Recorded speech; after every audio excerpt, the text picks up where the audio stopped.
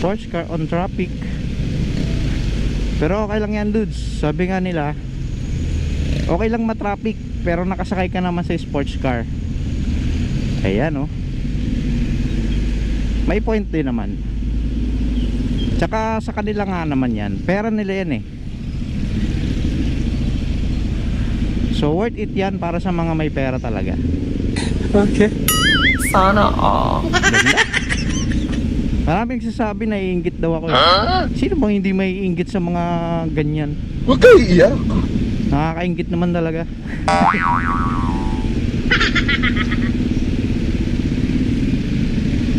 Naalala ko kasi yung post ko eh. May caption ako na worth it ba ang sports car sa Pilipinas? Dami kong basher.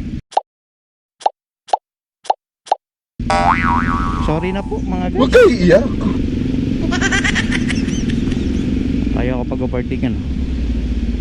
Sorry po. MX-5 Mazda. Ganda. Tunugan pa lang oh.